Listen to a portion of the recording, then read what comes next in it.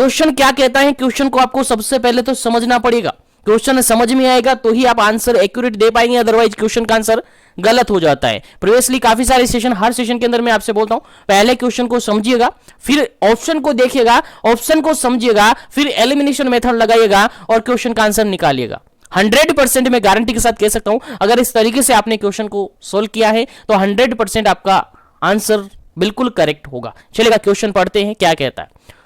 Women creating most comfortable atmosphere for her future baby 1 to 2 week before child birth can be sign off. देखिए question simple सा ये कह रहा है यहां पर कि एक प्रेग्नेंट लेडी है, एक प्रेग्नेंट वुमेन है जो कि क्रिएटिंग कर रही है। क्या कर रही है? क्रिएटिंग कर रही है, यानी क्रिएट कर रही है। क्या कर रही है? मोस्ट कंफर्टेबल एनवायरमेंट किसके लिए? हर फ्यूचर बेबी, हर फ्यूचर बेबी यानी उसके फ्यूचर में आने वाले बेबी के लिए पहले से ही एक कंफर्टेबल एटमोस्फियर वो तैयार कर रही है। कितने टाइम पीरियड पहले? 1 to 2 week before the child birth. यानी एक प्रेग्नेंट लेडी है, प्रेग्नेंट लेडी है और उसको ईडीडी दिया हुआ है। सबको पता है ईडीडी क्या होता है, हमने डिस्कस किया। एक्सपेक्टेड डेट ऑफ डिलीवरी होता है, जिसका फॉर्मूला क्या था आप सबको पता है, LMP plus 9 month plus 7 days. ये आप मंथ करते हैं, आप कैलकुलेट करते हैं तो किसी भी प्रेग्नेंट लेडी का ईडीडी निकल कर आ जाता है और ये पता चल जाता है कि उस लेडी की जो डिलीवरी है यानी चाइल्ड बर्थ प्रोसेस है, लेबर प्रोसेस है, कब तक हो सकती है। यानी एक फिक्स डेट मिल जाती है, उसके 1 वीक पहले या 1 वीक बाद के अंदर, यानी 1 वीक का एवरेज अपना टाइम ड्यूरेशन लेते हैं, उसके अंदर उसकी डिलीवरी पॉसिबल होती है। तो LMP, तो यहां पर क्वेश्चन ये कह रहा है कि एक प्रेग्नेंट लेडी है जो कि डिलीवरी होने वाली है, प्रेग्नेंट लेडी है जिसकी डिलीवरी होने वाली है, उसको जो ईडीडी मिला है उस ईडीडी के अप्रोक्सीमेटली 1 to 2 वीक पहले ही वो क्या करने लग जाती हैं? एटमोस्फियर तैयार करने लग जाती हैं।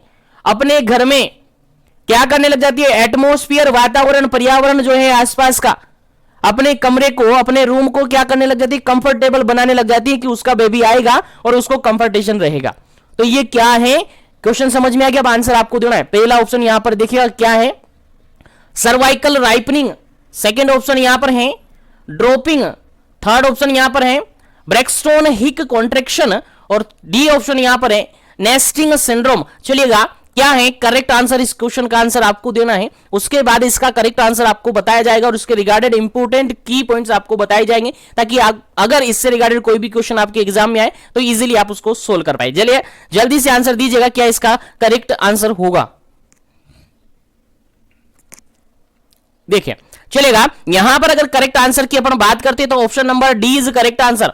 Option number D is correct answer. Nesting syndrome इसको कहते हैं। क्या कहते हैं जी? नेस्टिंग सिंड्रोम इसको कहते हैं। क्या होता है इसके अंदर देखिएगा, समझिएगा, ये कोई एक बीमारी नहीं है, एक तरीके से सिंड्रोम इसको कहा जाता है। केवल एक जनरली अपन कह सकते हैं साइन ऑफ लेबर होता है। ये क्या होता है? Premonitory sign of labour इसको कहा जाता है। क्या कहा जाता है?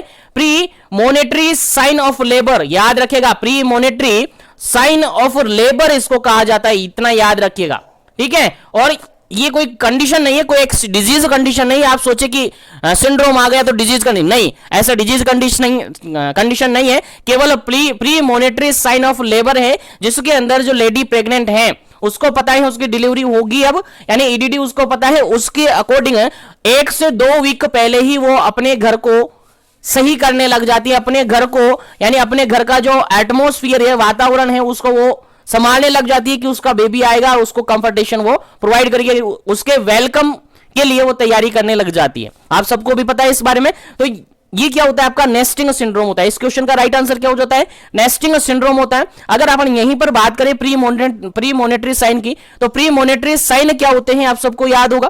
प्री मोनेटरी साइन मतलब लेबर से अप्रोक्सीमेटली 1 to 3 वीक के समथिंग बिफोर 1 to 3 वीक एवरेजन इसको अपन मानते हैं। 1 to 3 वीक के अंदर जो भी साइन देखने को मिलते हैं वो प्री मोनेटरी साइन कहलाते हैं। क्या कहलाता है? प्री मोनेटरी साइन, यानी लेबर स्टार्ट होने से पहले अप्रोक्सीमेटली 1 to 3 वीक के समथिंग जो साइन देखने को मिलते हैं वो प्री मॉनिटरी साइन देखने को मिलते हैं। जो साइन देखने को मिलते हैं उनको क्या कहते हैं, प्री मॉनिटरी साइन कहते हैं। अब क्या क्या इसके अंदर इंक्लूड होते हैं देखते हैं। सबसे पहले अपन इसके अंदर अगर इंक्लूड करें तो इसके अंदर इंक्लूड होता है आपका लाइटनिंग। क्या इंक्लूड होता है, लाइटनिंग इसके अंदर इंक्लूड होता है। याद रखिएगा लाइटनिंग काफी इंपॉर्टेंट क्वेश्चन है, प्री मॉनिटरी साइन के अंदर ये आता है। उसके अलावा अगर बात करें तो फ्रीक्वेंसी ऑफ मैच्योरेशन इसके अंदर इन्वॉल्व किया जाता है। फ्रीक्वेंसी ऑफ मैच्योरेशन इसके अंदर इन्वॉल्व किया जाता है। उसके अलावा अगर बात करें तो लो बैक पेन इसके अंदर देखने को मिलता है।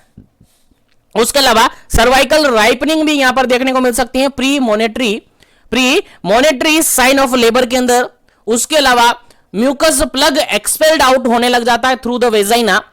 उसके अलावा ब्रेकस्टोन एक्स कॉन्ट्रैक्शन वहां पर देखने को मिलते हैं और नेस्टिंग सिंड्रोम वहां पर देखने को मिलते हैं। तो premonitory sign of labour के अंदर ये सारे साइन वहां पर देखने को मिलते हैं। और यहां पर क्वेश्चन भी आपसे क्या पूछा था, प्री मॉनिटरी साइन पूछा था कि ऐसी एक लेडी है जो कि डिलीवरी से पहले, लेबर से पहले, चाइल्ड बर्थ से पहले ही 1 से 2 वीक पहले ही अपने घर में एक ऐसा एनवायरमेंट क्रिएट करने लग जाती है, कंफर्टेबल एनवायरमेंट क्रिएट करने लग जाती है अपने बेबी के लिए।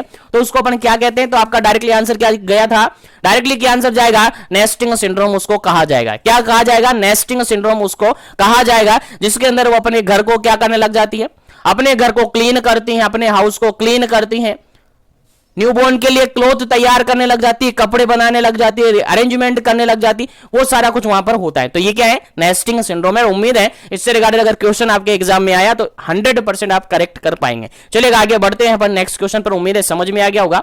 नेक्स्ट क्वेश्चन आपके सामने सिंपल सा है और काफी इंपॉर्टेंट क्वेश्चन है, आपको आना चाहिए। देखिएगा क्वेश्चन कहता है labour is said to be normal. Normal labour किसको कहेंगे, सिंपल सी बात है, सबको याद होगा नॉर्मल लेबर का डेफिनेशन क्या होता है। चलिए आंसर देना है आपको। क्या इसका करेक्ट आंसर होगा, पहला ऑप्शन है यहां पर है onset is spontaneous, second option है foetus present by vertex, third option है कंप्लीट विदाउट अनड्यू प्रोलंगेशन, और डी ऑप्शन है यहां पर ऑल ऑफ दी अबव। चलिए आंसर आपको देना है। यहां पर क्वेश्चन ये पूछा है लेबर प्रोसेस चल रही है या लेबर प्रोसेस हो गई है, उसके अंदर अपन नॉर्मल लेबर कब कहेंगे, लेबर प्रोसेस हुई है और उसके अंदर ऐसी कौन कौन सी कंडीशंस होगी कि हम उस लेबर को नॉर्मल लेबर कंसीडर कर पाएंगे। अकॉर्डिंग टू ऑप्शन आपको आंसर देना है फटाफट से। पहला ऑप्शन आपका onset is spontaneously, second option है foetus present by vertex position, third option है कंप्लीट विदाउट अनड्यू प्रोलोंगेशन, और फोर्थ ऑप्शन है ऑल ऑफ दी अबव। उम्मीद है सभी को याद है, उम्मीद है सभी सही कर पाएंगे। तो फटाफट से इसका आंसर करेक्ट कर दीजिएगा, आंसर कमेंट कर दीजिएगा ताकि आगे बढ़े पर नेक्स्ट क्वेश्चन पर।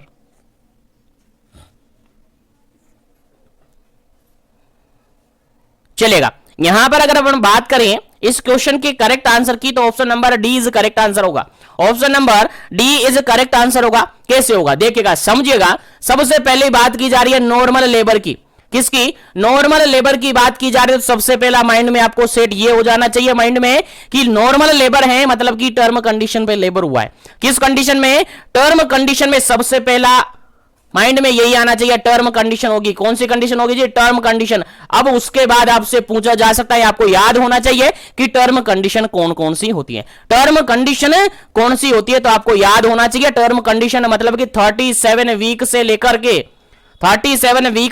के 42 वीक्स तक का जो जेस्टेशनल पीरियड होता है ये आपका टर्म कंडीशन में कंसीडर किया जाता है।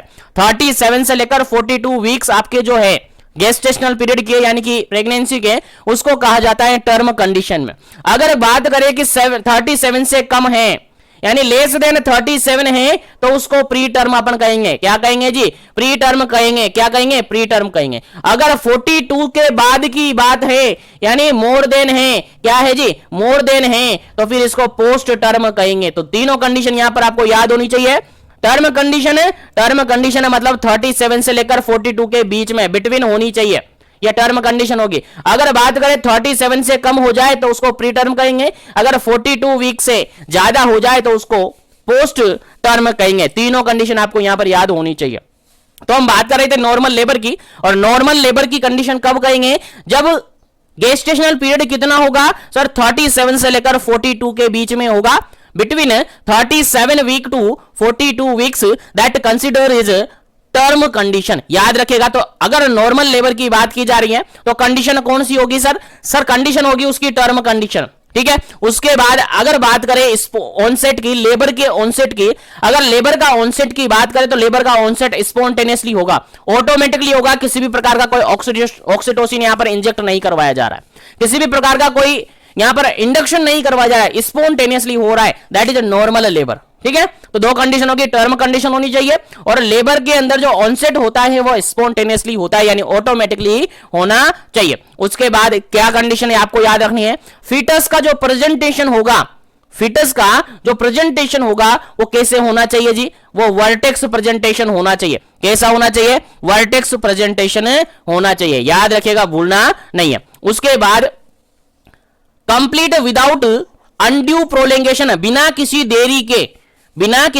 देरी के लेबर कंप्लीट हो जाना चाहिए, उसको भी अपन क्या कहेंगे जी? नॉर्मल लेबर कहेंगे। क्या कहेंगे? नॉर्मल लेबर कहेंगे। और एक फोर्थ कंडीशन, एक और कंडीशन आपको याद रखनी है, नो कॉम्प्लिकेशन, नो कॉम्प्लिकेशन, किसी भी प्रकार का कोई कॉम्प्लिकेशन नहीं होना चाहिए, कॉम्प्लिकेशन नहीं होना चाहिए, ना तो फीटस को होना चाहिए ना मदर को होना चाहिए। अगर मदर को और फीटस को दोनों को ही किसी भी प्रकार का कोई कॉम्प्लिकेशन नहीं हुआ है, दैट हम कह सकते हैं कि नॉर्मल लेबर हुआ है। और नॉर्मल लेबर के लिए जनरली अपन टर्म काम में लेते हैं यूटोशिया। क्या काम में लेते हैं जी? यूटोशिया अपन काम में लेते हैं। अब आप कहेंगे कि सर अगर एबनॉर्मल है तो एबनॉर्मल है तो फिर उसको डिस्टोशिया अपन कहेंगे, और एबनॉर्मल है डिस्टोशिया अपन कह रहे हैं तो ये सारी कंडीशन क्या हो जाएगी जी? अपोजिट हो जाएगी। क्या हो जाएगी? अपोजिट हो जाएगी। यानी नॉर्मल कंडीशन की जो कंडीशंस मैंने बताई है, ये कंडीशन में किसी ना किसी प्रकार का कोई अल्टरेशन आ जाएगा, और ऐसी कंडीशन अगर रहेगी तो फिर उसको एबनॉर्मल लेबर अपन कंसिडर करते हैं, उसको नॉर्मल लेबर कंसिडर नहीं करते। तो नॉर्मल लेबर के अंदर कौन कौन सी कंडीशंस हुई है वो आपको याद होनी चाहिए। अगर ये आपको याद है तो इससे रिगार्डेड कोई भी क्वेश्चन आपके एग्जाम में आए आप इजीली कर पाएंगे, ठीक है। तो एक बार फिर से मैं रिवाइज करवा देता हूं कौन कौन सी कंडीशन। पहली कंडीशन है टर्म कंडीशन होनी चाहिए। सेकंड कंडीशन है ऑनसेट स्पॉन्टेनियसली होना चाहिए। थर्ड कंडीशन है फीटस का जो प्रेजेंटिंग पार्ट है, प्रेजेंटेशन है, वो वर्टेक्स होना चाहिए, यानी वर्टेक्स प्रेजेंटेशन होना चाहिए। उसके बाद विदाउट अनड्यू प्रोलोंगेशन कंप्लीट हो जाना चाहिए लेबर, लेबर बिना प्रोलोंगेशन किए, बिना देरी किए कंप्लीट हो जाना चाहिए। उसके अलावा अगर बात करें नेक्स्ट कंडीशन की, तो बिना कोई कॉम्प्लिकेशन जनरेट हुए अगर लेबर हुआ है, दैट हम कहेंगे कि नॉर्मल लेबर हुआ है। अगर ये सारी कंडीशन शामिल हैं तो हम क्या लगा देंगे ऑप्शन का आंसर? क्वेश्चन का आंसर क्या लगा देंगे? ऑप्शन नंबर डी लगा देंगे। ऑल ऑफ दी अबव बिल्कुल करेक्ट आंसर है, क्योंकि सारी कंडीशन अगर फॉलो की जा रही है तो हम कह सकते हैं कि वो लेबर कौन सा हुआ है? नॉर्मल लेबर हुआ है। लेबर की प्रोसेस कैसी रही है? नॉर्मल हुई है। चलेगा, उम्मीद है समझ में आ गया होगा। देखिएगा पूरा कुछ समझाकर, चाहे आप स्टार्ट अब कर रहे हैं, चाहे काफी टाइम से पढ़ रहे हैं, अगर आप प्रेशर हैं तो ये क्लासेस आपके लिए काफी इंपॉर्टेंट हैं। और आप अगर 1-2 साल रगड़े लग गए हैं फिर भी पढ़ रहे हैं, तब भी आपके लिए काफी इंपॉर्टेंट है। तो ये सारी क्लासेस आपको पढ़नी है और अच्छे से पढ़नी है और कंप्लीट पढ़नी है, क्योंकि पूरा मोल्डेड करके बिल्कुल सारा कुछ निचोड़ निकाल करके मैं आपको दूंगा और कोशिश करूंगा कि आपको एट द टाइम क्लास के टाइमिंग में आपको सब कुछ याद हो जाए। चलेगा, नेक्स्ट क्वेश्चन की अपन बात कर लेते हैं। लेकिन जो भी क्लास में जुड़े हुए हैं, क्लास को लाइक शेयर करते रहिएगा, और जो भी क्लास में पहली बार विजिट करे चैनल को जरूर से सब्सक्राइब कर लीजिएगा, ताकि इसी तरीके से कंटिन्यू सेशन उनको मिले। चलेगा, आगे बढ़ते हैं नेक्स्ट क्वेश्चन पर। नेक्स्ट क्वेश्चन आपके सामने, most common type of presentation. चलेगा, सबको याद होगा, मैंने काफी बार इसके बारे में बताया है। प्रेजेंटेशन का मोस्ट कॉमन टाइप आपसे पूछा है, आपको आंसर देना है फटाफट से, क्या इसका करेक्ट आंसर होगा। जानते हो प्रेजेंटेशन क्या होता है? देखिएगा, कुछ टर्मिनोलॉजी है, लाइक प्रेजेंटेशन है, लाइक एटीट्यूड है, लाइक लाई है। ये सारी जो कंडीशंस होती है, टर्म है, इनका डेफिनेशन आपको याद होना चाहिए, क्योंकि यहां से क्वेश्चन आपके एग्जाम में पूछा जा सकता है। जो टर्मिनोलॉजी होती है, जनरल टर्मिनोलॉजी, वहां से आपके एग्जाम में क्वेश्चन पूछा जा सकता है। पहले इस क्वेश्चन को सोल्व कर लेते हैं, फिर मैं आपको बता दूंगा कौन कौन सी टर्मिनोलॉजी क्या होती है। एक्यूरेट डेफिनेशन वहां पर से आपसे पूछी जा सकती है। चलेगा, क्वेश्चन यहां पर यह पूछा है, most common type of presentation. Presentation का मोस्ट कॉमन टाइप कौन सा है? पहला ऑप्शन यहां पर है वर्टेक्स प्रेजेंटेशन, जिसको सिपेलिक भी कहते हैं। सेकंड ऑप्शन है यहां पर ब्रीच प्रेजेंटेशन। थर्ड ऑप्शन है यहां पर शोल्डर प्रेजेंटेशन, जिसको ट्रांसवर्स प्रेजेंटेशन कहा जाता है। और डी ऑप्शन है यहां पर नन ऑफ दी अबव। चलेगा, अब आपको आंसर देना है, क्या इसका करेक्ट आंसर होगा। क्वेश्चन समझ में आ गया? सिंपल सा क्वेश्चन है, वन लाइनर क्वेश्चन है और काफी बार एग्जाम में पूछा हुआ है और आपको याद होना चाहिए। अगर ये याद नहीं है तो फिर लेबर की कंडीशंस के अगर क्वेश्चन आपसे पूछे जा सकते हैं तो फिर वो गलत हो सकते हैं, इसलिए आपको याद होनी चाहिए। चलेगा। अगर यहां पर अगर अपन बात करें ना, इस क्वेश्चन की अगर बात करें तो क्वेश्चन सिंपल सा ये पूछा है प्रेजेंटेशन से रिगार्डेड। तो मोस्ट कॉमनली जो प्रेजेंटेशन देखने को मिलते हैं, और नॉर्मल की अगर अपन बात करें तो लास्टली क्वेश्चन के अंदर पे हमने डिस्कस किया था, नॉर्मल लेबर वही होगा जिसके अंदर प्रेजेंटेशन कौन सा होगा, वर्टेक्स प्रेजेंटेशन होगा, यानी सिपेलिक प्रेजेंटेशन होगा। तो इस क्वेश्चन का आंसर भी क्या हो जाएगा आपका, ऑप्शन नंबर ए हो जाएगा, क्योंकि vertex presentation is a most common type of presentation. याद रखेगा, vertex presentation is most common type of presentation, याद रखेगा, भूलना नहीं है। और इसी को सिफेलिक प्रेजेंटेशन भी अपन कहते हैं। और इसी के अंदर जो अगर बात करें तो लॉन्गिट्यूडिनल लाई देखने को मिलती है। क्या देखने को मिलती है, लॉन्गिट्यूडिनल लाई देखने को मिलती है। अब आप कहेंगे लाई क्या होती है, अभी बताएंगे, डोंट वरी, पेशेंस रखिएगा, अभी सब कुछ बता दिया जाएगा। तो अपन बात करें अगर सिपेलिक प्रेजेंटेशन की यानी वर्टेक्स प्रेजेंटेशन की, तो अप्रोक्सीमेटली जितने भी केसेस देखने को मिलते हैं उसका 96.5% अगर बात करें तो वर्टेक्स प्रेजेंटेशन ही देखने को मिलते हैं। इसीलिए most common type of presentation that is a vertex presentation, that is a cephalic presentation. ठीक है, तो याद रखिएगा, सबसे पहले इस कंडीशन में अगर बात करें तो फीटस का कौन सा पार्ट पेल्विस में आता है, तो फीटस का हेड पार्ट है, फीटस का हेड पार्ट है जो कि पेल्विस के अंदर आता है। याद रखिएगा, भूलना नहीं है, याद रखिएगा, भूलना नहीं है। तो सिंपल सा क्वेश्चन आपसे पूछा जा सकता है कि अगर फीटस यानी कि फीटस जो है यानी लेबर चल रहा है और लेबर के दौरान फीटस का हेड पार्ट पेल्विस के अंदर आया सबसे फर्स्ट, तो कौन सी प्रेजेंटेशन होगी, आपका आंसर क्या रहेगा sir, vertex presentation, cephalic presentation generally अपन जानते हैं। तो याद रखिएगा, भूलना नहीं है। आगे बात करें अगर ब्रिज प्रेजेंटेशन है शोल्डर प्रेजेंटेशन की, तो एक जनरली ये भी अलग से प्रेजेंटेशन होते हैं। ब्रिज प्रेजेंटेशन को जनरली अपन पोडेलिक प्रेजेंटेशन के नाम से भी जानते हैं। याद रखेगा, ब्रिज प्रेजेंटेशन को जनरली अपन पोडेलिक प्रेजेंटेशन के नाम से भी जानते हैं। और इसके अंदर बेबी का बटक्स पार्ट है जो कि कहां आता है जी, पेल्विस के अंदर आता है। बटक्स पार्ट है जो कि पेल्विस के अंदर सबसे पहले आता है। और मोस्ट कॉमन माल प्रेजेंटेशन के नाम से इसको जाना जा सकता है। क्वेश्चन आपसे एग्जाम में पूछा जा सकता है, मोस्ट कॉमन माल प्रेजेंटेशन। देखिएगा, प्रेजेंटेशन की बात नहीं की जा रही है, most common type of presentation की बात की जाए तो आपका सिपेलिक वर्टेक्स प्रेजेंटेशन हो जाता है। लेकिन मोस्ट कॉमन माल प्रेजेंटेशन, माल प्रेजेंटेशन मतलब जानते हो ना, माल प्रेजेंटेशन, माल न्यूट्रिशन पढ़े ना, वैसे ही है माल प्रेजेंटेशन, यानी प्रेजेंटेशन नॉर्मल नहीं है, एबनॉर्मल है। और सबसे मोस्ट कॉमनली माल प्रेजेंटेशन देखने को मिलता है आपका ब्रीच प्रेजेंटेशन। कौन सा देखने को मिलता है, ब्रीच प्रेजेंटेशन देखने को मिलता है, जिसके अंदर बेबी का बटक्स पार्ट है जो कि पेल्विस के अंदर सबसे पहले आता है। याद रखिएगा, भूलना नहीं है। तो यहां तक उम्मीद है आपको याद रहेगा। उसके अलावा नेक्स्ट प्रेजेंटेशन की अगर अपन बात करें तो शोल्डर प्रेजेंटेशन भी होता है, जिसके अंदर शोल्डर पार्ट सबसे पहले कहां आता है, पेल्विस के अंदर आता है। और ये भी रेयर कंडीशन में देखने को मिलता है।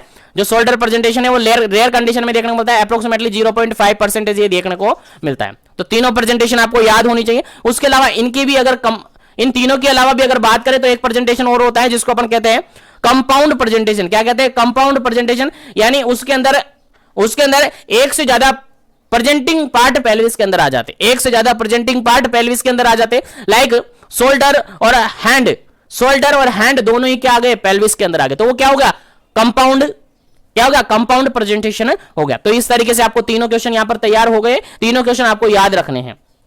मोस्ट कॉमन प्रेजेंटेशन तो क्या हो जाएगा आपका, वर्टेक्स प्रेजेंटेशन। और मोस्ट कॉमन माल प्रेजेंटेशन की बात करें तो ब्रिज प्रेजेंटेशन हो जाएगा। और अगर बात करें लेस तो ये आपका ये हो जाएगा। ठीक है, तो याद रखें, बेसिकली दो ही क्वेश्चन आपको यहां से पूछे जा सकते हैं। एक तो most common type of presentation that is vertex presentation, और एक most common type of mall presentation that is breech presentation. आपको याद होना चाहिए। चलिएगा, आगे बढ़ते हैं, लेकिन यहीं पर अपन कुछ टर्मिनोलॉजी डिस्कस कर लेते हैं। चलेगा, यहीं पर डिस्कस कर लेते हैं अपन कुछ टर्मिनोलॉजी। पहली टर्मिनोलॉजी आपको याद होनी चाहिए, लाई से रिगार्डेड। पहली टर्मिनोलॉजी आपको याद होनी चाहिए लाई से रिगार्डेड, जिसको फीटल लाई कहते हैं। क्या कहते हैं जी, फीटल लाई। और क्वेश्चन आपके एग्जाम में पूछा जा सकता है फीटल लाई से रिगार्डेड। कैसे पूछा जाएगा, क्वेश्चन में आपको डेफिनेशन दिया जाएगा, क्वेश्चन में आपको डेफिनेशन दिया जाएगा और बताना होगा कि फीटल लाई है, एटीट्यूड है, प्रेजेंटेशन है, या फिर सभी हैं, या फिर इनमें से कोई नहीं। कैसे भी क्वेश्चन पूछा जा सकता है। तो फीटल लाई का अगर डेफिनेशन अपन बात करें तो फीटल लाई का डेफिनेशन अगर अपन बात करें तो ये होता है आपका रिलेशनशिप। क्या, रिलेशनशिप बिटवीन किस किस के बीच में रिलेशनशिप, मैटरनल लॉन्ग एक्सिस,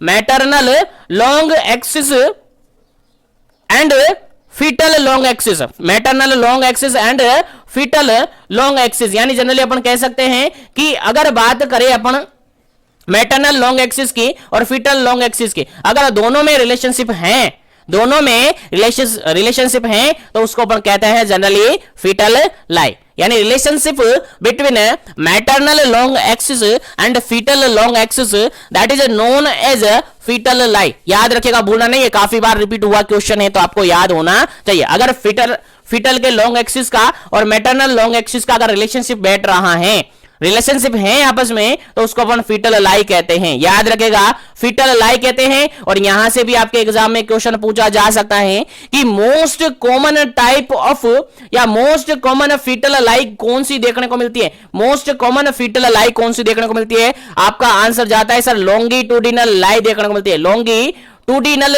लाई देखने को मिलती है, जो कि अप्रोक्सीमेटली 99.5% देखने को मिलता है। यानी सबसे कॉमनली अगर बात करें फीटल लाई की तो लॉन्गिट्यूडिनल लाई देखने को मिलती है। याद रहेगा, भूलना नहीं है, बिल्कुल भी काफी इंपॉर्टेंट क्वेश्चन है, आपके एग्जाम पॉइंट ऑफ व्यू से आपके एग्जाम में पूछा जा सकता है। चलेगा, आगे बात करें अपना नेक्स्ट क्वेश्चन की, आगे बात करें अपना नेक्स्ट क्वेश्चन की। नेक्स्ट क्वेश्चन आपके एग्जाम पॉइंट ऑफ व्यू से काफी इंपॉर्टेंट है, देखिएगा क्वेश्चन लिखा हुआ है number of tray to be prepared in the labour room. Labour room के अंदर जो ट्रे प्रिपेयर की जाती है, लेबर रूम तो जानते होंगे, देखा भी होगा और गए भी होंगे, ड्यूटीज भी आपने की होगी, क्योंकि एकेडमिक सेशन के अंदर आपकी ड्यूटीज भी लगाई जाती है। और जो भी फ्रेशर होंगे और जो कि फ्रेशर क्या जो काफी 1-2 साल से पास आउट हो चुके हैं, उन सबको पता है लेबर रूम के बारे में। तो लेबर रूम के अंदर आप गए होंगे तो आपने देखे होंगे अलग अलग टाइप की ट्रे वहां पर रखी हुई होती है। तो यहां पर आपसे नंबर पूछे गए हैं, लेबर रूम के अंदर कितने टाइप की ट्रे देखने को मिलती हैं, कितने टाइप की ट्रे वहां पर प्रिपेयर करके रखी हुई होती हैं। आंसर आपको देना है कितने टाइप की ट्रे वहां पर अवेलेबल होती है, फटाफट से आंसर देना है। क्या इसका करेक्ट आंसर होगा? पहला ऑप्शन है 4, सेकंड ऑप्शन है 3, थर्ड ऑप्शन है 8 और फोर्थ ऑप्शन है 7। चलेगा, क्या इसका करेक्ट आंसर होगा? आंसर आपको देना है फटाफट से, क्या इसका करेक्ट आंसर होगा? लेबर रूम के अंदर कितनी टाइप की ट्रे प्रिपेयर्ड करके रखी हुई होती हैं? आंसर देना है 4, 3, 8 या फिर 7। चलेगा, आंसर दीजिएगा, क्या इसका करेक्ट आंसर है? फिर आपको आंसर भी बताया जाएगा, इसके रिगार्डेड कुछ क्वेश्चंस भी यहां पर आपको बताए जाएंगे। जल्दी कीजिएगा, क्या इसका करेक्ट आंसर होगा?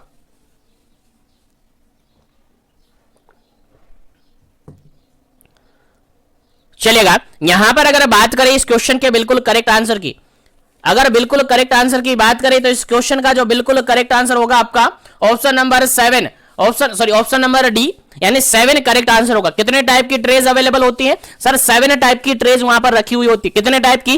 पूरे 7 प्रकार की ट्रे हैं जो कि लेबर रूम के अंदर पाई जाती है। कौन कौन सी ट्रे होती हैं, नाम एनालिस्ट अपन करते हैं और आपको याद रखना है, ठीक है। तो यहां से रिगार्डेड क्वेश्चंस आगे आपके एग्जाम में पूछा जा सकता है, इसलिए याद होना चाहिए। चलेगा, और नोटबुक साथ में रखेगा, जो भी की पॉइंट्स आपको लगे इंपॉर्टेंट है वो आपको नोट कर लीजिएगा। जो भी मैं बता रहा हूं सब कुछ इंपॉर्टेंट है तो सभी नोट कर लीजिएगा। चलेगा, यहां पर अगर बात करें पहली ट्रे की, टोटल ट्रे कितनी लेबर रूम के अंदर टोटल जो इंपॉर्टेंट ट्रे हैं वो 7 ट्रे होती हैं। कितनी? पूरी 7 ट्रे वहां पर प्रिपेयर करके रखी जाती है। कितनी? 7 ट्रे वहां पर प्रिपेयर करके रखी जाती हैं, जिसमें पहली ट्रे होती है आपकी डिलीवरी ट्रे। क्या होती है जी? डिलीवरी ट्रे होती है पहली tray, that is a delivery tray. Second की अगर बात करें तो ये होती है आपकी एपिजियोटोमी ट्रे, एपिजियोटोमी ट्रे, जो कि जरूरत पड़ती है तो एपिजियोटोमी किया जा सकता है, ठीक है। तो एपिजियोटोमी ट्रे अलग से होती है। थर्ड ट्रे की अगर बात करें तो थर्ड ट्रे होती है आपकी बेबी ट्रे, बेबी ट्रे, ठीक है। फोर्थ ट्रे की अगर अपन बात करें तो फोर्थ ट्रे होती है आपकी मेडिसिन ट्रे। क्या होती है? Medicine tray. फिफ्थ ट्रे की अगर अपन बात करें तो फिफ्थ ट्रे होती है आपकी इमरजेंसी, क्या होती है जी? Emergency drug tray, emergency drug tray. Six tray होती है आपकी एमवीए ट्रे, इसको जनरली कहेंगे अपन मैनुअल वैक्यूम एस्पायरेशन ट्रे। क्या कहेंगे? Manual vacuum aspiration tray. याद रखिएगा, भूलना नहीं है। और इसी को अपन कह सकते हैं ईवीए ट्रे। ईवीए ट्रे मतलब कि electric vacuum aspiration tray, vacuum aspiration tray. तो इस तरीके से ये 6 ट्रे होगी और लास्ट 7 ट्रे होती हैं जिसको आप कहते हैं पीपीआईयूसीडी, पोस्टपार्टम आईयूसीडी ट्रे। कौन सी? Postpartum IUCD tray. याद रखिएगा, तो पूरी 7 ट्रे हैं, लेबर रूम के अंदर प्रिपेयर करके रखी जाती हैं। जो भी ट्रे जरूरत पड़ती है तो उसको यूटिलाइज किया जाता है। अब इन ट्रे के अंदर क्या क्या होता है उनको अपन सेपरेट सेशन के अंदर डिस्कस करेंगे। बाकी थोड़ा थोड़ा सा अगर मैं बताना चाहूंगा, थोड़ा थोड़ा सा आपको याद रखना है। देखिएगा, डिलीवरी ट्रे के अंदर बेसिकली अपन बात करें तो जो नॉर्मल एसेप्टिक टेक्निक्स के लिए यूज किए जाने वाले जो एसेप्टिक यानी ग्लव्स है, मास्क है, ये सारे एसेप्टिक टेक्निक्स के लिए काम में लेने वाले सारे आइटम्स होते हैं, सभी ट्रेस के अंदर हो सकते हैं। लेकिन बेसिकली अगर बात करें तो डिलीवरी ट्रे के अंदर आपका कोड क्लैंप देखने को मिल सकता है। कोड क्लैंप यहां पर भी होता है और कोड क्लैंप आपके बेबी ट्रे के अंदर भी होता है, तो कंफ्यूजन आपको नहीं रखना है।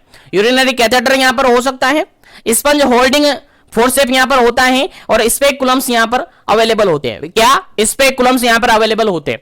यहां पर से क्वेश्चन एक्सेप्ट करके आपसे पूछा जाता है एग्जाम में कि फॉलोइंग ट्रे जो है वो प्रिपेयर्ड की जाती है लेबर रूम में, लेकिन एक ऐसी ट्रे है जो कि लेबर रूम के अंदर प्रिपेयर्ड नहीं की जाती है। ऑप्शन में क्या मिलेगा आपको? ऑप्शन में मिलेगा आपको किडनी ट्रे। और किडनी ट्रे देखिएगा, इनमें है क्या? इन 7 के अंदर मैंने एनलिस्ट किया है, इनके अंदर किडनी ट्रे है क्या? नहीं है। ये ट्रे खुद इन ट्रे के अंदर रखी रहती है। किडनी ट्रे तो एक छोटी ट्रे होती है जो कि इन ट्रे के अंदर रखी हुई होती है, तो सेपरेटली इसको प्रिपेयर नहीं किया जाता है, ये इन ट्रे के अंदर सेपरेटली रखी हुई होती है, सबके अंदर ये हो सकती है।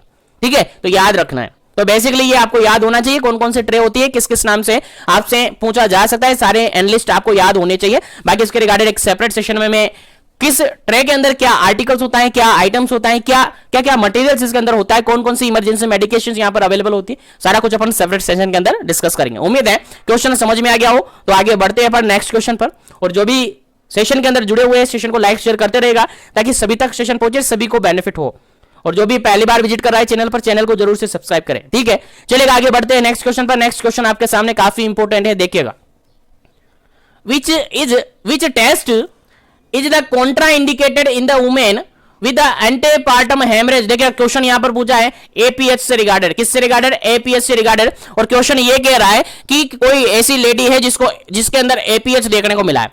एपीएच क्या होता है अभी बताएंगे, डोंट वरी। तो एपीएच देखने को मिला है किसी लेडी के अंदर, और उसके अंदर कौन सा टेस्ट कॉन्ट्रा इंडिकेटेड माना जाता है, कौन सा टेस्ट आप नहीं करवाएंगे। यानी फॉलोइंग 4 टेस्ट आपको दे रखे, 4 टेस्ट में से 3 टेस्ट आप परफॉर्म कर सकते हैं, लेकिन एक टेस्ट बिल्कुल ही कॉन्ट्रा इंडिकेटेड होता है। वो कौन सा टेस्ट हमें नहीं करना है, वो कौन सा टेस्ट है? पहले आंसर आपको दीजिएगा, आप आंसर दीजिएगा, फिर इसके रिगार्डेड अपन डिस्कस करेंगे कि एपीएच क्या होता है, एपीएच के कारण क्या हो सकते हैं, कोजेज क्या क्या हो सकते हैं, और इसका आगे क्या क्या की पॉइंट्स आपके एग्जाम में पूछे जा सकते हैं, अपन सारा कुछ यहां पर डिस्कस करेंगे। तो फटाफट से आंसर दीजिएगा। क्या इसका करेक्ट आंसर? पहला ऑप्शन यहां पर यूएसजी, एब्डोमिनल यूएसजी करेंगे। सेकंड ऑप्शन है पर वेजाइना एग्जामिनेशन यहां पर करेंगे। थर्ड ऑप्शन है एमनियोसेंटेसिस यहां पर करेंगे, और फोर्थ ऑप्शन है यहां पर कोरियोनिक विलस सैंपलिंग यहां पर लेंगे। चलेगा, जल्दी बताइएगा। सॉरी, चलिए यहां पर अगर अपन बात करें, यहां पर अगर हम बात करें तो option number B is correct answer. Option number B is correct answer. APH की कंडीशन अगर है, यानी एंटेपार्टम हेमरेज है, तो कभी भी वेजाइनल एग्जामिनेशन नहीं किया जाएगा। याद रखिएगा, कॉन्ट्रा इंडिकेटेड है। एपीएच के अंदर वेजाइनल एग्जामिनेशन कॉन्ट्रा इंडिकेटेड माना जाता है, कभी भी नहीं करना है। याद रखिएगा, काफी एग्जाम के अंदर ये रिपीट हुआ क्वेश्चन है और आपके एग्जाम में रिपीट हो सकता है, इसलिए आपको याद रखना है। ठीक है, तो एपीएच अगर किसी लेडी को है तो उसके अंदर क्या परफॉर्म नहीं करेंगे, कौन सा टेस्ट नहीं करेंगे? सर वहां पर हम वेजाइनल एग्जामिनेशन नहीं करेंगे, पर वेजाइनल एग्जामिनेशन कभी भी हम नहीं करेंगे एपीएच की कंडीशन के अंदर। अब जानते हैं कि एपीएच क्या होता है। चलेगा, एपीएच से नाम से मीनिंग निकल रहा है, हेमरेज तो है ही, एपीएच से नाम से मीनिंग निकल रहा है एंटेपार्टम हेमरेज। तो एंटे को अलग छोड़ दो, भी पार्टम हेमरेज है, यानी हेमरेज तो जानते हो ब्लीडिंग हो रही है। ठीक है, और एंटे मतलब जनरली किसके लिए काम में लेते हैं? बिफोर। जनरली किसके लिए काम में लेते हैं? बिफोर के लिए काम में लेते हैं, पहले के लिए काम में लेते हैं। यानी पहले ब्लीडिंग हो रही है, मतलब क्या समझे? पहले ब्लीडिंग हो रही है मतलब ये समझे सर डिलीवरी से पहले ब्लीडिंग हो रही है। क्या समझे? डिलीवरी से पहले, अभी बेबी की डिलीवरी नहीं हुई है, बेबी की डिलीवरी से पहले ही अगर ब्लीडिंग हो रही है तो उसको जनरली अपन एपीएच कंसीडर करते हैं। आप कहेंगे सर बाद में अगर हो रही है, बेबी डिलीवर्ड हो गया है, उसके बाद में अगर डिलीवरी हो रही है, सॉरी ब्लीडिंग हो रही है, तो उसको क्या कहेंगे? तो फिर उसको क्या कहेंगे अपन? पीपीएच कहेंगे। पीपीएच कहेंगे, तो पीपीएच हम उसको कहेंगे। अब ये तो एक्यूरेट डेफिनेशन नहीं हुई सर, एक्यूरेट अपन जानते हैं, ऐसे जानेंगे। देखेगा, अगर एक लेडी है जिसके अंदर पीरियड ऑफ वायबिलिटी कंप्लीट हो चुका है, अब पीरियड ऑफ वायबिलिटी कंप्लीट हो चुका है, उसके बाद अगर ब्लीडिंग होती है, और कहां तक कह सकते हैं अपन, डिलीवरी से पहले, यानी जनरली अपन कह सकते हैं आफ्टर द, क्या कहेंगे, after the complete of period of viability, period of viability complete हो चुका है, यानी after the period of viability और before the delivery of baby, before the delivery of baby, delivery of baby अगर condition है तो हम उसको क्या कहेंगे जी, एपीएच कहेंगे। यानी after the period of, after the period of viability, viability period complete हो चुका है, वायबिलिटी कंप्लीट हो चुका है, उसके बाद से ब्लीडिंग हो सकती है। अगर डिलीवरी से पहले तक अगर ब्लीडिंग हो रही है तो उसके बीच का जितना भी ब्लीडिंग होगी उसको एपीएच के अंदर कंसीडर हम करेंगे। कब होगी, after the period of viability, viability complete होने के बाद ब्लीडिंग हो रही है और डिलीवरी से पहले ब्लीडिंग हो रही है तो वो एपीएच होगा।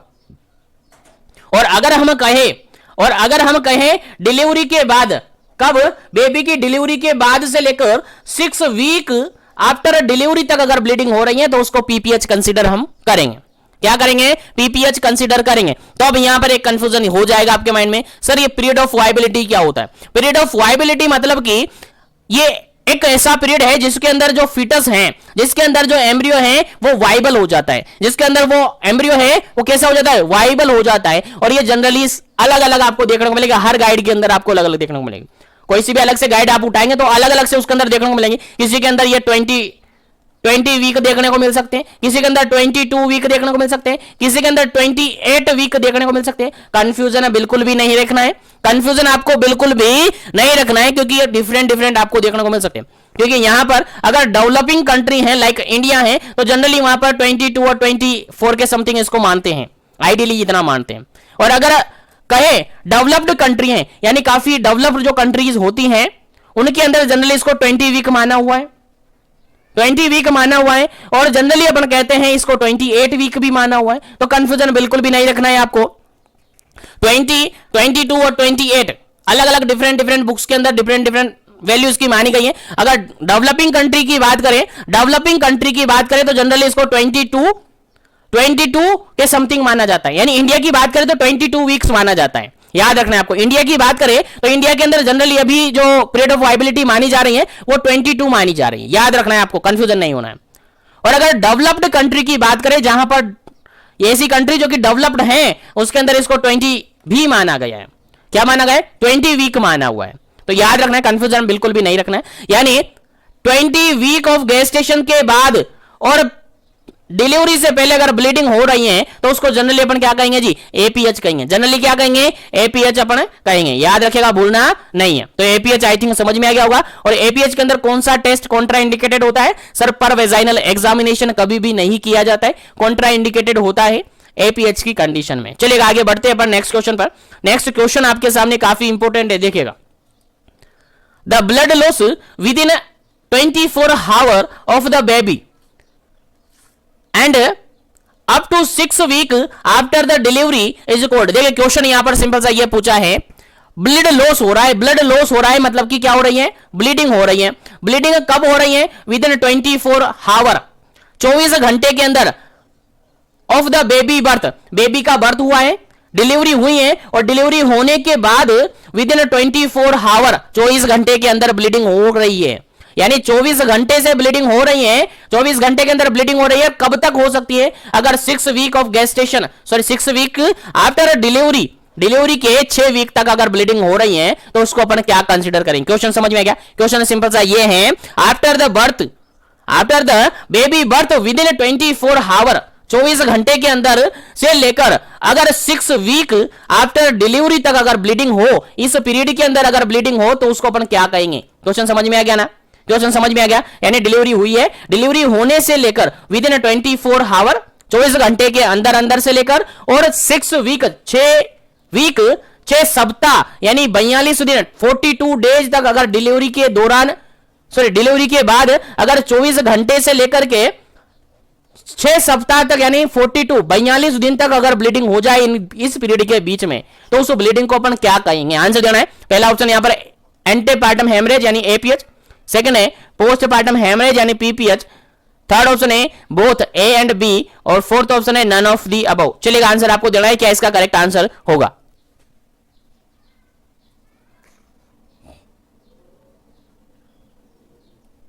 चलेगा, अगर बात करें, देखिएगा क्वेश्चन समझ में आना चाहिए, आपको याद रखना है, कंफ्यूजन बिल्कुल भी नहीं रखना है। अगर कंफ्यूजन हो गए हैं तो फिर आंसर गलत हो सकता है। देखिएगा मैं दोनों को डिफरेंशिएट यहां पर आपको करवा दूंगा। यहां पर अगर बिल्कुल करेक्ट आंसर की अगर बात करें अपन, तो ऑप्शन नंबर बी यहां पर करेक्ट होगा। ये पीपीएच की कंडीशन होगी। कैसी होगी जी? पीपीएच, पोस्टपार्टम की कंडीशन ये होगी। देखिएगा मैंने कहा था अभी लास्ट क्वेश्चन के अंदर डिस्कस किया था अपन ने। देखिएगा तीन, यहां पर एक छोटा सा डायग्राम बनाकर मैं आपको बता देता हूं, उससे इजीली आपको समझ में आ जाएगा। देखिएगा यहां पर और यहां पर, देखिएगा अब यहां पर देखिएगा आपको क्या याद रखना है, क्या याद रखना है, भूलना नहीं है। मैं काफी अच्छी तरीके से समझाने की कोशिश कर रहा हूं। यहां पर आपकी क्या हुई है,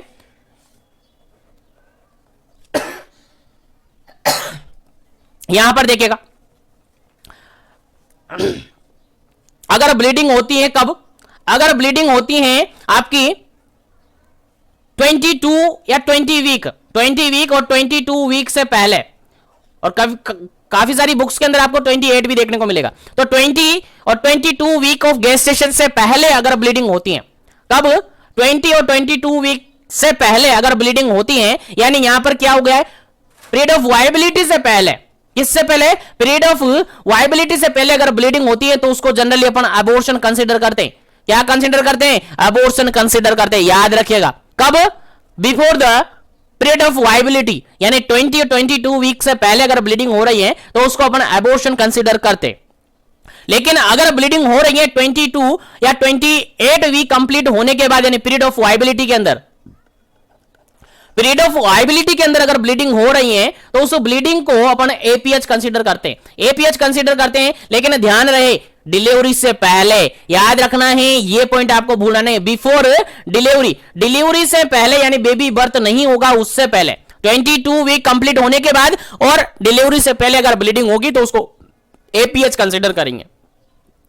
क्या कंसीडर करेंगे? एपीएच कंसीडर करेंगे। लेकिन अगर डिलीवरी हो गई है बेबी की डिलीवरी होने के बाद अगर ब्लीडिंग होती है, कब तक सर? 6 वीक तक अगर ब्लीडिंग होती है तो उसको पीपीएच कंसीडर करेंगे। क्या करेंगे? पीपीएच, यानी डिलीवरी होने के 24 घंटे तक और 6 वीक के बीच में अगर डिलीवरी के बाद 24 घंटे से लेकर 6 सप्ताह, 6 वीक तक अगर ब्लीडिंग होगी तो उसको पीपीएच कहेंगे। तो तीनों कंडीशन यहां पर आपको याद रखनी है। अबॉर्शन कंडीशन कौन सी? सर पीरियड ऑफ वायबिलिटी के पहले अगर ब्लीडिंग होगी तो उसको अबॉर्शन कंसीडर किया जा सकता है, और अगर पीरियड ऑफ वायबिलिटी के बाद लेकिन बेबी की डिलीवरी से पहले अगर ब्लीडिंग होगी तो उसको एपीएच कंसीडर किया जाता है। और अगर बेबी की डिलीवरी के बाद और 6 वीक तक अगर ब्लीडिंग होगी तो उसको पीपीएच कंसीडर किया जाएगा। याद रखिएगा, तीनों क्वेश्चन मैंने यहां पर कवर कर लिया। तीनों से अगर क्वेश्चन आते ही हैं तो आपको याद होना चाहिए। चलेगा आगे बढ़ते हैं पर नेक्स्ट क्वेश्चन पर। उम्मीद है यहां तक सभी क्वेश्चन आपको समझ में आ गए। चलेगा नेक्स्ट क्वेश्चन की बात करते हैं। नेक्स्ट क्वेश्चन आपके सामने क्वेश्चन कहता है द मोस्ट कॉमन कॉज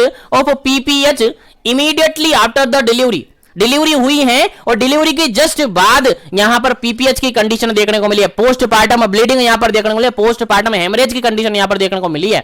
उसका मोस्ट कॉमन कारण क्या होगा? मोस्ट कॉमन कॉज कौन सा होगा? सबसे मुख्य कारण क्या होगा? आंसर आपको बताना है, फटाफट से आंसर दीजिएगा। और काफी बार इंपोर्टेंट है, काफी बार क्वेश्चन पूछा हुआ है एग्जाम में, मोस्ट इंपोर्टेंट है। स्टार बना लेगा, जितने स्टार बनाएंगे कम पड़ेगा। आपको याद होना चाहिए, भूलना नहीं है। कभी भी क्वेश्चन आपके माइंड में याद होना चाहिए। चलेगा पहला ऑप्शन यहां पर रप्चर्ड यूट्रस, सेकंड ऑप्शन है यूटेराइन डिटैचमेंट, थर्ड ऑप्शन है atonicity of uterus, fourth option है यूटेराइन स्कार। चलिएगा आंसर बताइएगा क्या इसका करेक्ट आंसर होगा।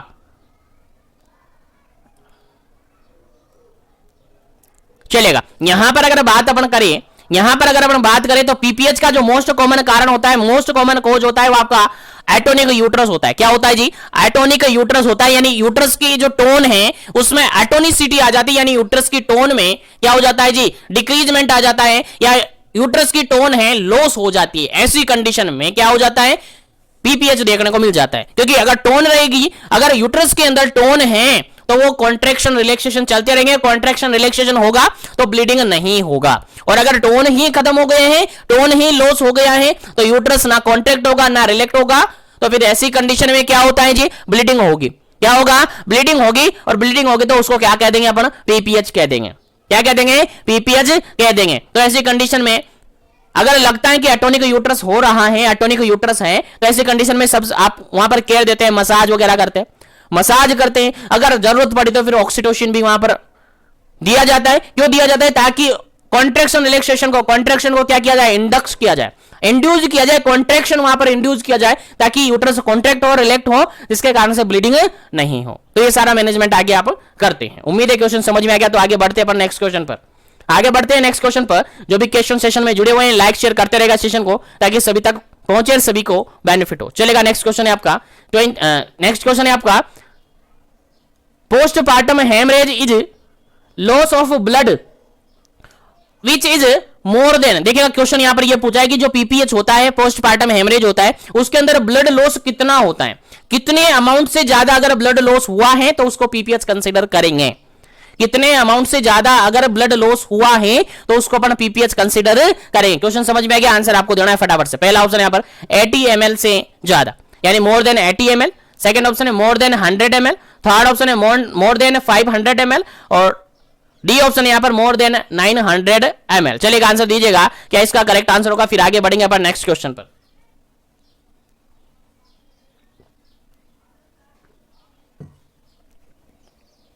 चलेगा यहां पर अगर बिल्कुल करेक्ट आंसर की बात करें तो option number D is correct answer. Option number D is correct answer. अगर after the baby birth, baby के बर्थ होने के बाद अगर ब्लड लॉस हो रहा है, और ब्लड लॉस कितना हो गया है? मोर देन 500 ml, 500 ml से ज्यादा ब्लड लॉस हो गया है, तो अपन डायरेक्टली कंसीडर कर देते हैं उसको कि क्या हुआ है सर, क्या हुआ है सर? सर पीपीएच हुआ है। तो ध्यान रहे, आपको याद रखना है, काफी बार पूछा हुआ क्वेश्चन है। अगर पीपीएच हुआ है तो उसके अंदर ब्लीडिंग देखने को मिलेगी मोर देन 500 ml, 500 ml से भी ज्यादा अगर ब्लीडिंग हुई है तो अपन कंसीडर कर देते हैं पीपीएच। याद रखिएगा, इंपॉर्टेंट क्वेश्चन है, आपके एग्जाम में पूछा जा सकता है। चलेगा नेक्स्ट क्वेश्चन की बात करें। नेक्स्ट क्वेश्चन काफी सिंपल सा क्वेश्चन है। Which is the drug of choice for the management of eclampsia. चलिएगा काफी इंपॉर्टेंट क्वेश्चन है, एक बार फिर से। इक्लेम्शिया काफी अच्छी तरीके से पढ़ा होगा आपने, इक्लेम्शिया क्या होता है, ठीक है? नहीं पढ़ा तो अभी बता देंगे, क्योंकि मैंने काफी बार बताया इसके बारे में, काफी बार, और रिपीटेडली क्वेश्चन इसके रिगार्डेड पूछा ही जाता है। इक्लेम्शिया का ड्रग ऑफ चॉइस आपसे यहां पर पूछा है, पहले आंसर दीजिएगा फिर डिस्कस करेंगे इसके रिगार्डेड। तो इक्लेम्शिया के रिगार्डेड आपसे पूछा है ड्रग ऑफ चॉइस, फटाफट से आंसर दीजिएगा। ऑप्शन देखिएगा, पहला ऑप्शन यहां पर सोडियम नाइट्रोप्रोसाइड, सेकंड ऑप्शन है मैग्नीशियम सल्फेट, थर्ड ऑप्शन है डोपामिन, और फोर्थ ऑप्शन है यहां पर लेबेटालोल। चलेगा आंसर दीजिएगा, क्या इसका करेक्ट आंसर होगा? प्री इक्लेम्शिया का ड्रग ऑफ चॉइस क्या होता है? चलेगा जल्दी से आपको आंसर देना है, फटाफट से जल्दी कीजिएगा, काफी इंपॉर्टेंट क्वेश्चन है आपके एग्जाम पॉइंट ऑफ व्यू से।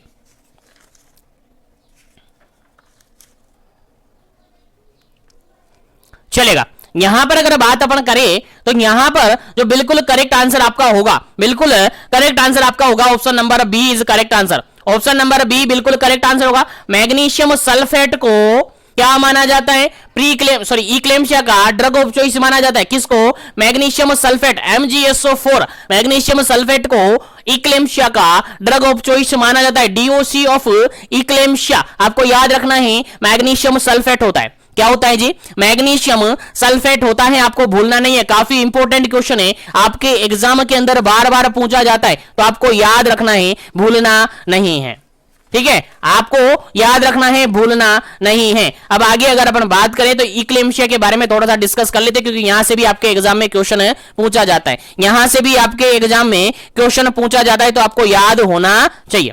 चलेगा यहां पर डिस्कस कर लेते हैं। देखिएगा इक्लेम्शिया जो होता है जनरली पीआईएच की कंडीशन होती है। पीआईएच मतलब कि क्या होता है जी? पीआईएच मतलब होता है प्रेगनेंसी इंड्यूस्ड हाइपरटेंशन। क्या होता है? पीआईएच मतलब होता है प्रेगनेंसी इंड्यूस्ड हाइपरटेंशन। याद रखिएगा, प्रेगनेंसी इंड्यूस्ड हाइपरटेंशन। और यहां पर जनरली अपन कहते हैं कि प्रेगनेंसी के दौरान पहले हो सकता है कि लेडी के अंदर कोई किसी भी प्रकार की कोई हाइपरटेंशन से रिगार्डेड प्रॉब्लम नहीं थी। जब लेडी प्रेग्नेंट नहीं थी तो उससे पहले कंफर्म नहीं है, मतलब कि ऐसा नहीं है कि उसके अंदर पहले से हाइपरटेंशन था, लेकिन प्रेगनेंसी के बाद अगर उसके अंदर हाइपरटेंशन देखने को मिल रहा है। हाइपरटेंशन किसको कहते हैं? सबसे पहला काम तो आपका ये है, ये जानना है। देखिएगा नॉर्मल जो बीपी होता है एक ह्यूमन बॉडी का, एक ह्यूमन का नॉर्मल बीपी होता है, कितना होता है? 120/80 mm ऑफ एचजी होता है। सबको याद होगा जी? बिल्कुल सबको याद है, सबको याद है। और अगर बात करें यहां पर, तो अगर बीपी 140 से ज्यादा 140/90 mm ऑफ एचजी से अगर ज्यादा हो जाए तो उसको क्या कहते हैं अपन? क्या कहते हैं, सबको याद होना चाहिए, हाइपरटेंशन कहते हैं। क्या है, हाइपरटेंशन कहते हैं। जनरली ये होती है। अगर हाइपरटेंशन है मतलब कि बीपी कितना हो रहा है, 140/90 से ज्यादा हो रहा है, यानी 140/90 mm ऑफ एचजी से ज्यादा हो रहा है। लेकिन अगर यही कंडीशन प्रेगनेंसी के अंदर हुई है, यही कंडीशन अगर प्रेग्नेंट लेडी के अंदर हुई है तो उसको कहते हैं अपन पीआईएच। क्या कहते हैं, पीआईएच, प्रेगनेंसी इंड्यूस्ड हाइपरटेंशन, जो कि यूजुअली याद होना चाहिए कब देखने को मिलता है, 20 week after the 20 week of gestation देखने को मिलता है, याद होना चाहिए। आफ्टर 20 वीक ऑफ गेस्टेशन देखने को मिलता है, याद रखना है। काफी इंपॉर्टेंट क्वेश्चन है, आपसे पूछा जा सकता है कि जो प्रेगनेंसी इंड्यूस्ड हाइपरटेंशन देखने को मिलती है यूजुअली किस टाइम पीरियड में देखने को मिलती है। आपका डायरेक्टली आंसर जाएगा after the 20 week of gestation pregnancy induced hypertension देखने को मिलता है, जिसके अंदर आपको जेस्टेशनल हाइपरटेंशन देखने को मिलेगा, प्रीक्लेम्शिया देखने को मिल सकता है और इक्लेम्शिया देखने को मिल सकता है। ठीक है, तो यहां तक आपको समझ में आ गया। तो अगर बीपी कितना 140/90 mm से ज्यादा हो रहा है और अगर प्रेगनेंसी के कारण से हो रहा है, प्रेगनेंसी के दौरान ये हो रहा है, और कितना गेस्टेशन पीरियड होगा, 20 वीक से ज्यादा, आफ्टर 20 वीक ऑफ गेस्टेशन से बाद में अगर हो रहा है तो उसको क्या कहते हैं अपन, पीआईएच कंसीडर करते हैं। अब पीआईएच के अंदर अगर मैं बात करें तो 3 कंडीशन को शामिल किया गया है। पीआईएच के अंदर 3 कंडीशन को शामिल किया गया है, तीनों कंडीशन आपको याद होनी चाहिए। पहली है जेस्टेशनल हाइपरटेंशन, पहली कंडीशन है दैट इज जेस्टेशनल हाइपरटेंशन। दूसरी कंडीशन है दैट इज प्री इक्लेम्शिया, याद होना चाहिए। थर्ड कंडीशन है आपकी इक्लेम्शिया। तीनों ही आपको याद होनी चाहिए। जेस्टेशनल हाइपरटेंशन की अगर बात करें तो यहां पर BP generally 140/90 mm of Hg से ज्यादा देखने को मिलती है, और इसके अलावा कोई जो normal condition, normal sign symptom होते हैं वही यहां पर देखने को मिलते हैं। ज्यादा कुछ यहां पर अल्ट्रेशन यहां पर देखने को नहीं मिलता है, केवल प्रेगनेंसी के ड्यूरिंग में ये देखने को मिलती है। उसके बाद आगे अपन बात करें प्रीक्लेम्शिया की, तो जेस्टेशनल हाइपरटेंशन से भी सीवियर कंडीशन है प्रीक्लेम्शिया, और प्रीक्लेम्शिया में जनरली हाइपरटेंशन देखने को मिलता है। क्या देखने को मिलता है जी, हाइपरटेंशन देखने को मिलता है। और यहां पर जो बीपी है जनरली देखने को मिल सकती है more then 140/90 mm of Hg से ज्यादा, और 160/110 से कम, 160/110 से कम, यानी इस रेंज में यहां पर बीपी देखने को मिलती है। इस रेंज में यहां पर बीपी देखने को मिलती है, यानी 140/90 से तो ज्यादा और 160/110 से कम, यानी more then 140/90 mm of Hg से तो ज्यादा और 160/110 से कम अगर बीपी देखने को मिले तो वो प्रीक्लेम्शिया होगा। उसके अलावा यहां पर प्रोटीन यूरिया देखने को मिलता है। क्या देखने को मिलता है, प्रोटीन यूरिया देखने को मिलता है। अब प्रोटीन यूरिया हो रहा है तो ऑब्वियसली बात है वहां पर इडीमा भी देखने को मिलेगा। क्या देखने को मिलेगा जी, इडीमा भी यहां पर देखने को मिलेगा। ठीक है, अगर इस कंडीशन को यहां पर ट्रीट नहीं किया है तो फिर ये कॉम्प्लिकेटेड हो सकती हैं, और फिर प्री इक्लेम्शिया के साथ साथ यहां पर क्या हो सकता है जी, सीजर आ सकते हैं जी। क्या आ सकते हैं, सीजर यानी कन्वर्जन आ सकते हैं। और अगर प्रीक्लेम्शिया के साथ साथ अगर कन्वर्जन आ गए हैं, प्रीक्लेम्शिया के साथ साथ अगर सीजर आ गए हैं, अगर कन्वर्जन आना स्टार्ट हो गया है तो आपका डायरेक्टली क्या जाएगा सर आंसर, कि इक्लेम्शिया हो गया। यानी प्रीक्लेम्शिया अब इक्लेम्शिया के अंदर क्या हो गई है, कन्वर्ट हो गई है, और कन्वर्ट होने के बाद वहां पर सीजर और कन्वर्जन देखने को मिलता है। तो ये तीनों कंडीशन आपकी पीआईएच यानी प्रेगनेंसी इंड्यूस्ड हाइपरटेंशन के अंदर कंसीडर की जाती है। याद रखना है, भूलना नहीं है, काफी इंपॉर्टेंट है। चलेगा, आगे बढ़ते हैं नेक्स्ट क्वेश्चन पर। नेक्स्ट क्वेश्चन आपके सामने सिंपल सा क्वेश्चन है, काफी इंपॉर्टेंट क्वेश्चन है, आपको याद होना चाहिए।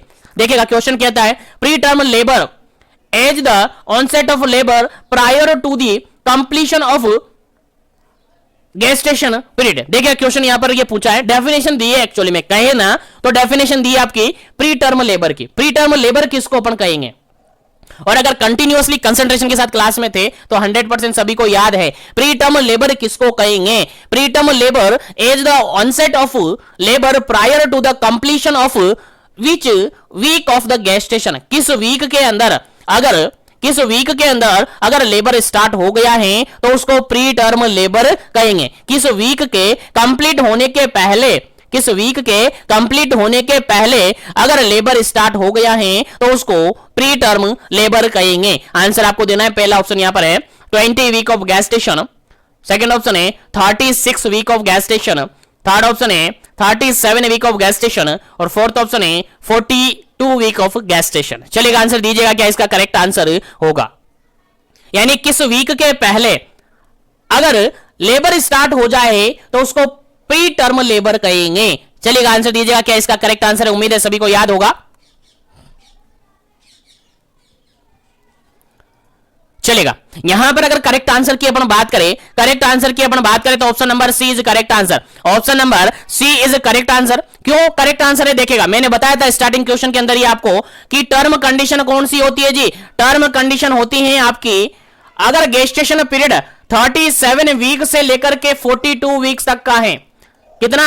37 वीक से लेकर के 42 वीक्स तक का अगर गेस्टेशन पीरियड है तो वो टर्म कंडीशन है। क्या है जी? टर्म कंडीशन है। लेकिन अगर 37 से लेस हैं तो वो प्री टर्म है। कैसी है? प्री टर्म है। और अगर 42 के बाद में है यानी इससे मोर है तो वो क्या है जी? पोस्ट टर्म है। तो दोनों कंडीशन मैंने वहीं भी बता दी थी आपको, यहां पर एक बार फिर से बता दी। तो टर्म कंडीशन 37 से 42 वीक के बीच के अंदर रहेगी। अगर 37 से कम हो जाएगी तो वो प्री टर्म होगी, और 42 से ज्यादा हो जाएगी तो आपकी पोस्ट टर्म कंडीशन होगी। तो याद रखिएगा, काफी इंपॉर्टेंट क्वेश्चन है, आपके एग्जाम पॉइंट ऑफ व्यू से आपको याद होना चाहिए। तो प्री टर्म लेबर कब कंसीडर करेंगे अपन? जब लेबर स्टार्ट हो जाएगा बिफोर द या prior to the completion of 37 week of gestation.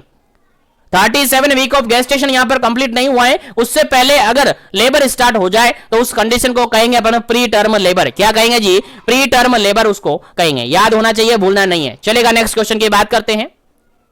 Next question आपके एग्जाम पॉइंट ऑफ व्यू से काफी इंपॉर्टेंट है, देखिएगा। नेक्स्ट क्वेश्चन है आपका प्रोलोंग लेबर से रिगार्डेड। प्रोलोंग लेबर से रिगार्डेड क्वेश्चन पूछा गया है। देखिए क्वेश्चन क्या कहता है। Prolong labour pain when the pregnant women in true labour experience labour pain longer than. देखिए क्वेश्चन यहां पर ये पूछा है, एक लेडी है जिसके अंदर लेबर पेन स्टार्ट हो चुका है। क्या हो चुका है? लेबर पेन स्टार्ट हो चुका है, और लेबर पेन वो एक्सपीरियंस कर रही है। तो लेबर पेन कितने टाइम से ज्यादा तक अगर उसको देखने को मिल रहा है, कितने टाइम से ज्यादा अगर उसको लेबर पेन हो रहा है तो उसको प्रोलोंग लेबर पेन अपन कहेंगे। तो प्रोलोंग लेबर पेन किसको कहेंगे? कितने टाइम पीरियड से ज्यादा तक अगर पेन देखने को मिलेगा तो प्रोलोंग लेबर पेन कहेंगे। अकॉर्डिंग टू ऑप्शन आंसर देना है। पहला ऑप्शन है 6 हावर, सेकंड ऑप्शन है 12 हावर, थर्ड ऑप्शन है 18 हावर, और फोर्थ ऑप्शन है यहां पर 24 हावर। चलिएगा, आंसर दीजिएगा, क्या इसका करेक्ट आंसर होगा? चलेगा, यहां पर अगर करेक्ट आंसर की बात करें तो सबको याद है, सबको पता है, नॉर्मल लेबर पेन जनरली देखने को मिलता है विद इन 24 हावर। कितना? विद इन 24 हावर। 24 हावर यानी 24 घंटे के अंदर अंदर अगर पेन देखने को मिला है तो नॉर्मल लेबर पेन अपन मानते हैं। क्या मानते हैं? 24 घंटे के अंदर अगर पेन हो रहा है तो उसको नॉर्मल अपन कंसीडर करते हैं। लेकिन अगर 24 घंटे से भी ज्यादा लेबर पेन देखने को मिला है, that is a prolong labour pain. That is a prolong labour pain. उम्मीद है सभी को याद है, उम्मीद है सभी को समझ में आ गया है। तो प्रोलॉन्ग लेबर पेन किसको कहेंगे? अगर पेन 24 घंटे से भी ज्यादा, 24 हावर से भी ज्यादा देखने को मिले तो उसको प्रोलॉन्ग लेबर पेन कहते हैं। याद रखिएगा, भूलना नहीं है, काफी इंपॉर्टेंट क्वेश्चन है, आपके एग्जाम में पूछा जा सकता है। चलिएगा, आगे बात करते हैं नेक्स्ट क्वेश्चन की। उम्मीद है यहां तक के सारे क्वेश्चन आपको समझ में आ गए हैं। तो जो भी क्लास के अंदर, जो भी सेशन के अंदर जुड़े हुए हैं, एक बार से सेशन को लाइक शेयर कर दीजिएगा ताकि सभी तक सेशन पहुंच जाए। जो भी कनेक्टेड है सेशन के अंदर, चैनल पर अगर पहली बार विजिट कर रहे हैं तो चैनल को जरूर से सब्सक्राइब कर लीजिएगा ताकि इसी तरीके से कंटिन्यू सेशन आपको मिलते रहे। चलेगा, नेक्स्ट क्वेश्चन की बात कर लेते हैं। नेक्स्ट क्वेश्चन आपका 22 नंबर क्वेश्चन है। क्वेश्चन क्या कहता है देखिएगा, और उम्मीद है सभी को याद है, सभी को मैंने बता दिया पहले। द प्रेगनेंसी इंड्यूस्ड हाइपरटेंशन, देखिएगा पीआईएच की कंडीशन है, usually developed into the mother के अंदर पीआईएच की कंडीशन जनरली कब देखने को मिलती हैं? कब देखने को मिलती है पीआईएच की कंडीशन? आंसर दीजिएगा फटाफट से, क्या इसका करेक्ट आंसर है? क्योंकि थोड़ी देर पहले मैंने आपको बता दिया पीआईएच जनरली कब डेवलप होता है। आंसर देना। पहला ऑप्शन यहां पर 18 वीक पर, सेकंड ऑप्शन यहां पर 20 वीक पर, थर्ड ऑप्शन है 22 वीक पर, और फोर्थ ऑप्शन है यहां पर 16 वीक पर। चलिएगा, आंसर दीजिएगा, क्या इसका करेक्ट आंसर है? उम्मीद है सभी को पता है इसका आंसर, फटाफट से दीजिएगा।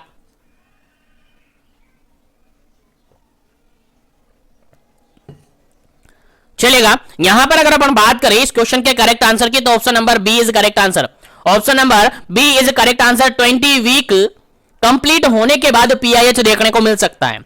After the 20 week completion, after 20 week completion pregnancy induced hypertension देखने को मिल सकता है, जिसके अंदर क्या क्या बताया मैंने सर, जेस्टेशनल हाइपरटेंशन देखने को मिल सकता है सर, यहां पर प्री इक्लेम्शिया देखने को मिल सकता है सर, यहां पर इक्लेम्शिया देखने को मिल सकता है। यानी तीनों कंडीशन जनरली कब देखने को मिलते हैं sir, after 20 week of gestation ये देखने को मिलते हैं। उम्मीद है सभी को समझ में आ गए। इसके अंदर जनरली हाइपरटेंशन देखने को मिलता है, जनरली हाइपरटेंशन देखने को मिलता है, जनरली यहां पर प्रोटीन्यूरिया देखने को मिलता है, जनरली यहां पर इडिमा देखने को मिलता है, और अगर सीजर हो जाता है तो उसको इक्लेम्शिया के अंदर कंसीडर कर लिया जाता है। तो जनरली ये सारे क्वेश्चन आपको अच्छी तरह से समझ में आए होंगे। तो इस सेशन को यहीं पर फिनिश करते हैं। रिमेनिंग और आगे के क्वेश्चन और इंपॉर्टेंट क्वेश्चन आगे अपन डिस्कस करेंगे नेक्स्ट सेशन के अंदर। उम्मीद है सारे क्वेश्चन आपको समझ में आए होंगे। और इससे रिगार्डेड अगर फिर भी आपकी कोई क्वेरीज रहती है, कोई डाउट आपके माइंड में रहता है, तो आप कमेंट कर सकते हैं, या फिर मेरे इंस्टाग्राम आईडी आपको डिस्क्रिप्शन बॉक्स में मिल जाएगी, वहां से डायरेक्टली मुझे मैसेज कर सकते हैं, वहां से आपका सारे प्रॉब्लम सोल्व हो जाएंगे।